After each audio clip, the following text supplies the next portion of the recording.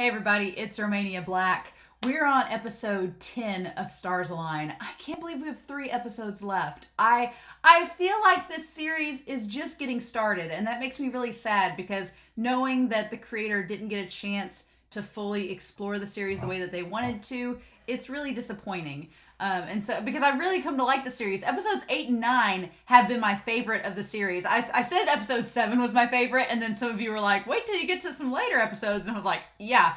So now it's like, I'm kind of tied, because on the one hand, I really loved episode 8 because of the conversation between Yuta and Maki, but then I really loved last episode because it was the most like tense and fast-paced episode we'd had all season.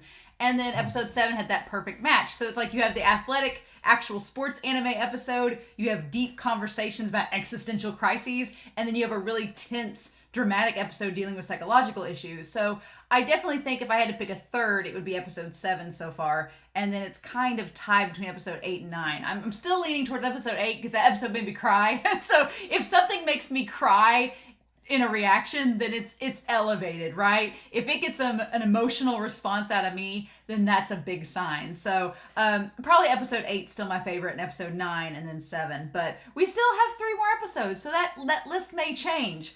But yeah, I just have really liked where this series is going, and I feel like since episode 7, it's kind of blossomed, and so I'm kind of sad that we only have 3 episodes left, because I can already tell that there's some plot points and some threads. When we do the live stream, I'll definitely talk about it, but some threads that were kind of abandoned or left out that I don't think have been continued. And I know there's like a fan epilogue that was fan made that when we do episode 12, we'll definitely watch. I'll have it pulled up to watch with it. Somebody sent me a link way back when I started this reaction for this series, and I've saved it in my like watch later on YouTube. So we'll go back and watch it. But yeah, I'm really curious what's going to happen because Shingo has hurt his arm. I feel like Maki's going to understand because Maki has had physical abuse and he knows what that's like, especially when it's coming from a parent. And I feel like Tsubasa may tell Maki that it's from his dad. So Maki's going to totally relate and be empathetic. But it's Toma that I'm worried about. Because Toma, as we've established in the series, Toma has very good intentions and he has a very good heart, but he has some anger problems, this middle schooler does. And when his anger gets riled up, he just does or says things without really thinking about it. So that's who I'm worried about, especially since he's the team captain. But Rentoro's the vice captain, so maybe it won't be so bad. We shall see, right? But in any case, we are going to start this reaction for episode 10 of Stars Align. And we are going to start this here in 5, 4, 3, 2, 1. Let's go.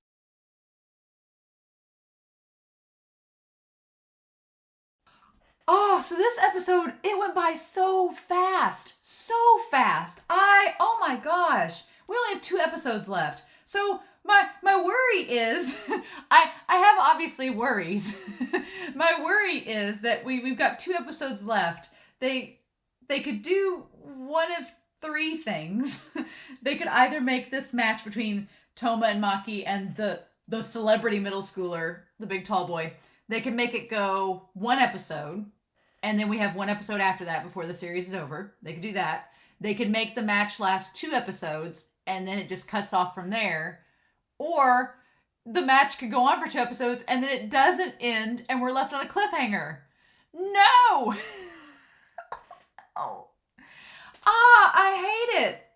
I hate it so much because there's so much stuff that's set up in this episode that I have a feeling we're not going to get a return on.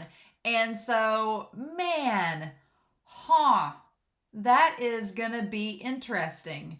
So going through this episode here, I do like that we learned about soft tennis. They can only have 3 pairs that go into the tournament.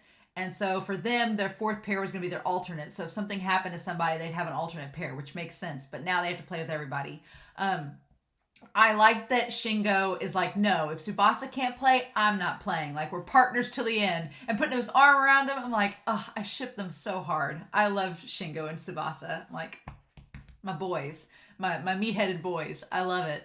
I also love that Toma's been off this episode. Toma has had some, and I get why Toma's like this, and we'll talk about that, but he like points out, because now it's like, well, we're going to lose, and there's no point in anything. We'll just rely on someone else. And Toma's like, no. He even says, like, right here, he's like, we'll have none of that.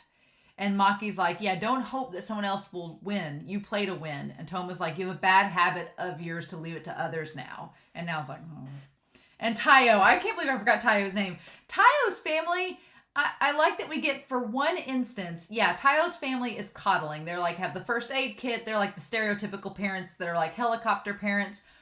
But Taiyo's parents are probably the most positive parents we've had in this series so far, because they are supportive of their son. They're so proud of him. They're like, good job, son. We're here for you. Like, they're actually supportive. I'm like, thank God in this series, there's one normal family out of the whole bunch, and it's Taiyo, the normal kid. But yeah, so there's a lot going on in this episode. I want to talk about Mitsu. Mitsu's development as a character is really, really cool. I like that throughout this whole series so far, Mitsu has slowly and subtly developed as a character. Like, she's gone from being the negative Nancy, the down and out girl that just is just apathetic and doesn't care about anything, to not only wanting to support these boys, but to be like showing up to their practices, to their games, and just having a more positive outlook on life. And we've talked in the comments about this, and I think Yuda's a big part of that. Like, Yuda's influence on her is really cool, because Yuda's just like everybody's friend. But also Maki's influence and Toma's. Like, Mitsu being around these guys has just made her a better person and able to let her know that it's okay for her to be herself and still be compassionate and caring. And then I love that sign where she's like looking at all the comments, and there's that moment of self-doubt that she's like, oh, I'm going to post this and people are going to like nag on it. And then she's like, screw it, and post it anyway. And I'm like, hell yeah. I'm like, that's right. Because I know what that feels like. It's so daunting that when you post something online, whether it's a piece of artwork or a reaction or something, you have in the back of your head, you're like, oh, are people going to think this is stupid? And so there's a part of you that I feel anytime you create something and you put it out there in the open, there's a part of you that's like, you're waiting for that negative criticism. And then you just decide to do it anyway. And it's like, screw it. I'm doing this for myself to be happy. And I love that she's come that far to realize that, yeah, and the little drawing that she does of Toma and Maki is so good. I'm like, girl, I love her. At first, I was really unsure about Mitsu's character, but especially from episode 8 on, like, girl has my heart. I love her. Toma, in this episode, we talk about Toma. Toma is so gung-ho about the team and doing well. And Toma has a lot of pressure on his plate. He's got a lot of food on his plate in this episode, because we'll talk about him and his brother, the team dynamics, the council, his mom. Toma, I wanted an episode that was centered on his backstory and his family home life, and we get little glimpses of it, but we don't get a lot. Not to the extent we have of the other boys, but we get enough that you can kind of piece it together a little bit. But so Toma, I want to know what he talked to the art advisor about. If we get anything out of the next 2 episodes, I hope I find out what that conversation was, because I really want to know. And it's going to suck if we don't get it. We're like, damn it. Because I think he was going to talk about the incident. I think he was going to talk about the incident and what happened with his brother and the team, because they established that his brother was a 2-time national champion pair with his partner. And so I wonder if the incident was with the partner of the brother. Because here's the thing, the brother is very humble. Like, he doesn't brag about his team's winning. Because at the very beginning of the series, when Toma's like, oh, we're thinking about disbanding, his brother's like, well, maybe that's not a bad thing. So I wonder if an accident happened to the partner that kind of made Toma's brother Ryoma kind of apathetic about the sport and not interested in the competitive side of it anymore. I wonder if that was the case. And so that's why he's kind of like, just let it go and don't worry about it. Because he doesn't want his brother to go through, he doesn't want Toma to go through the same issues that he did at the time. And I wonder if that's the incident, and that's why Toma was going to Taki to talk to him about it. To be like, hey, what exactly went down with my brother? I'm worried the same thing's going to happen with me and Maki. What should I do? I'm worried about that, because even at the matches, Toma was much more quiet and subdued, right? So Maki's mother is a saint, She's just a literal saint. I'm watching this episode over again, and the part where they're at dinner and she gives him the 1,000 yen and tells him to go get a new racket. And Maki makes a very expert, smart decision and explains it. He's like, well, I'm used to what I have. I don't want to get something brand new and then I'm not being used to it and I'm not comfortable with it, right? So instead he uses the money to buy dinner and food to feed Arashi. Oh my gosh, I can't wait to talk about him in this. But the mom, bless her heart, she's trying her best. Like, she's late for work because she sleeps in. She's like trying to get stuff done for an evaluation. Like, clearly she's got stuff, like, she's clearly stressed, right? But she's not showing it in front of Maki. And I love that. I love that Maki and her have such a good relationship.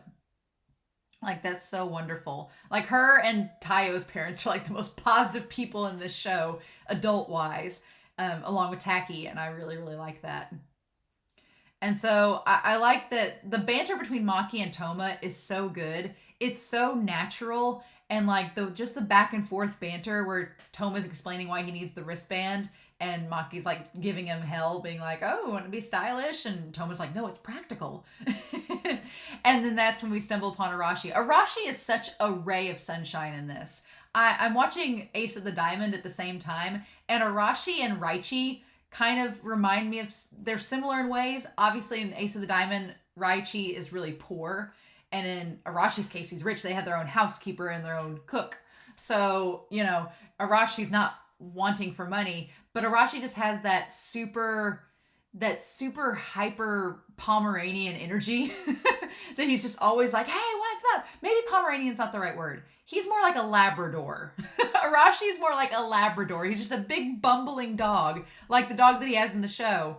And he's just like, hey, Maki. And he's very handsy with Maki. Like, he's instantly like got his hands all over him. And Maki's just like, hey, Arashi, like, I'm going to use you to get information about your team. Maki's so devious. I love him. He's so, so devious. And just thinking of all the ways that he can pry information out to help the cause. I absolutely love it. But yeah, Arashi just wanting those fried noodles, and then Maki being like, yes, animal food. The animal feed line is hilarious. Like, we're gonna feed the animals in the zoo to get information. I love it. So the episode here is paused. It's having trouble loading, so I'm just gonna talk through the rest of it. So yeah, Arashi, them using, and if you notice in that part of the episode, Yuta's in the background just slowly taking notes, like, yes, and Toma's looking over like, Maki, you really thought this out. It's like, I absolutely love it. So we get the moment with Toma and his mom, and I'm wondering if there's a couple things. I've heard some people, like, way early on in the series, some people were saying, well, maybe it's postpartum depression that she, you know, just didn't want him anymore. It could be that she didn't want a second child, and she's resenting the fact that she had Toma, because there are people that do that. I know people who have abandoned their kids before because they didn't want them, and they ended up having them for whatever reason, to keep a marriage alive, to do whatever circumstance, or they just kept the child and didn't want it anymore. And it's sad, it's heartbreaking, because it's like, you brought this kid into the world. The kid didn't ask you if they wanted to be here or not. You brought the kid into the world. You should take care of them. And so it's really, really sad.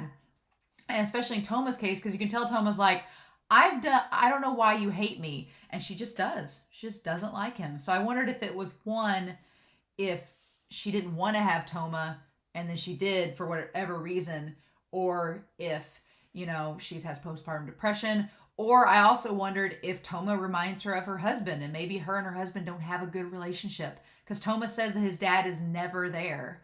And so I wonder if her and her husband have a really bad relationship, and Toma reminds her of him. And so while he's gone to work, she can't get any peace because Toma's there reminding her of this person she doesn't have a good relationship with anymore. So there's a lot of different things that it could be.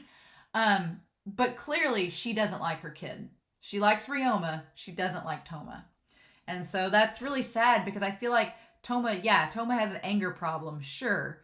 But as we've seen in the course of the series, there's really a lot more to it than that. Toma has a lot of, like, anxieties about social situations. He's all the time by himself at home. His older brother is old enough. He's older. You know, my brother and I are 5 years apart. So up until recently, when we were in high school, I was in high school and he was, like, still in junior high. There was that disconnect there. Like he had his circle of friends and I had my circle of friends, and we never really hung out together. Like, up until like maybe the last 5 years, we've really hung out with each other more because we're older. But when we were in high school and stuff, no, we didn't hang out at all. So I can see that Toma and Ryoma are kind of in that place where Toma's in junior high and Ryoma's just old enough. He's just enough older than Toma that they really can't hang out and it be like them having a lot to relate with one another. But there's a really interesting part where I think Toma's also coming at this. Toma's got a lot going on, right? He's trying to keep his team together, being captain. He's trying to deal with his mom, who's just a source of negativity in his home life. He can't really relate to his brother because his brother's apathetic towards soft tennis now for probably the incident that happened. And then the speech that, Ryoma says that he's really happy that Maki's his partner and that Maki's asked him about how to do this special slice and he's been teaching him things. And you know that Ryoma's coming from a good place with it. Like Ryoma's being nice and he has good intentions, but all Toma can see is just that Ryoma's more concerned about Maki than him. He's like, oh, you're more concerned about my friend than your own brother. And clearly Toma's like, I'm having some, issues right now and you don't even care. You care about Maki. And that's not necessarily it, but Ryoma can't read his mind. He doesn't know. So it's just frustrating for Toma because all Toma sees is that his brother cares more about his friend than him. And that's not the case.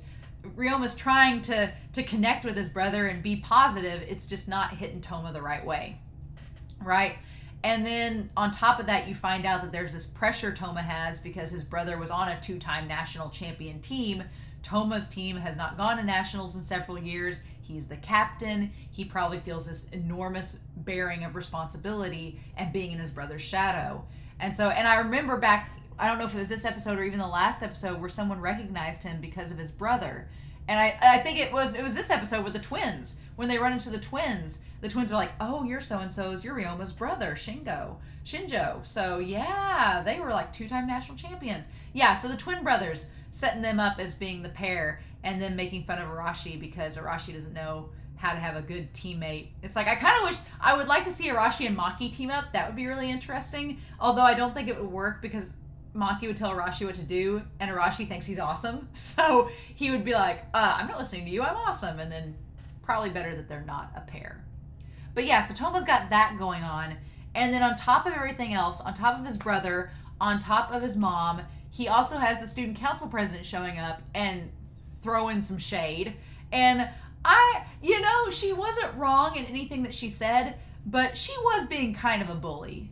Just a smidgen. Like some of the things she said, like the way that she said it was when she was like, oh, we've set the bar really low for you. Like all you have to do is win one game. Like how low of a standard. It's like, girl, you don't have to, how much are the other teams doing? Really?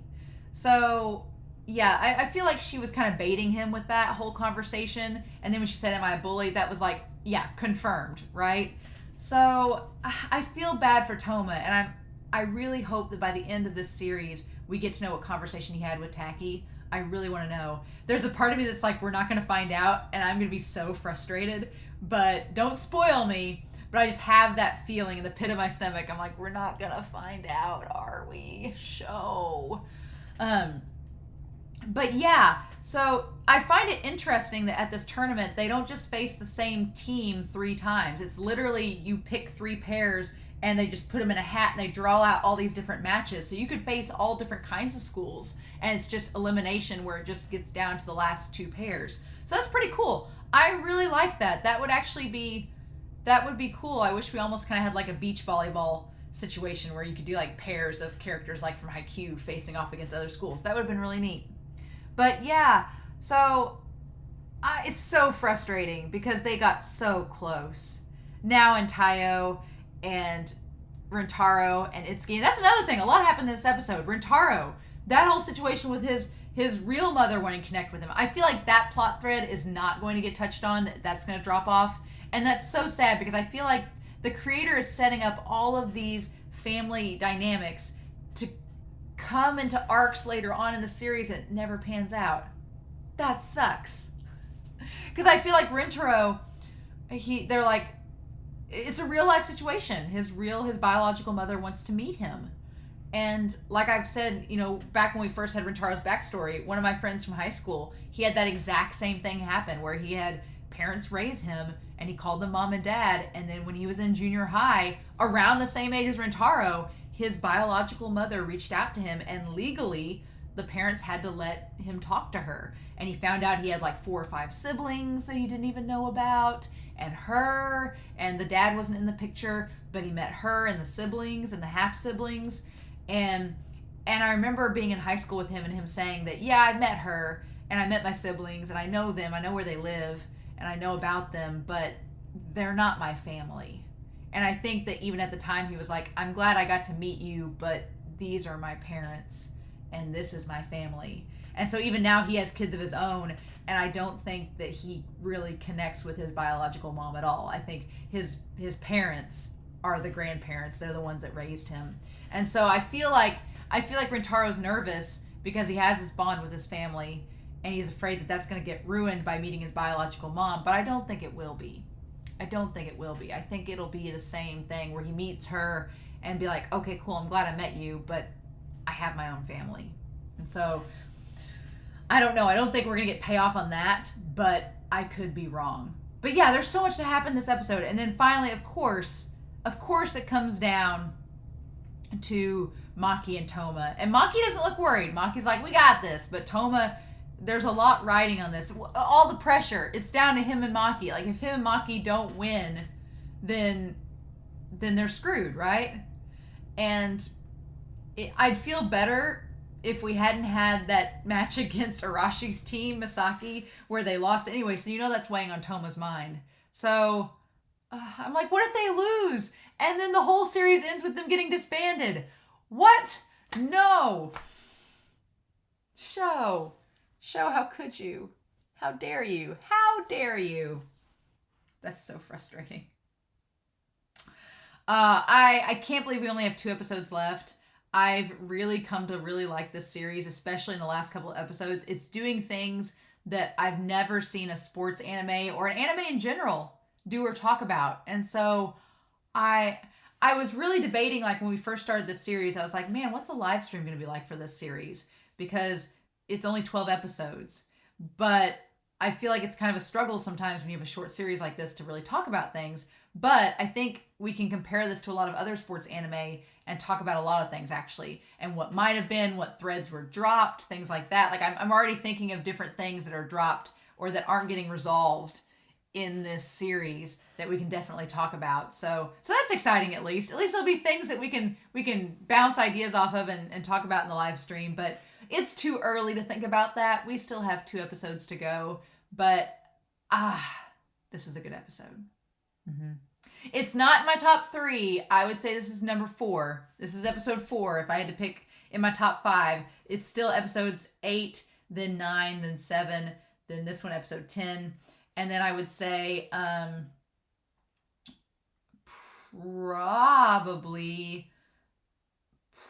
the first episode might still be number 5. I don't know. I need to think about that. That'll be a conversation for the live stream too, to rank the episodes.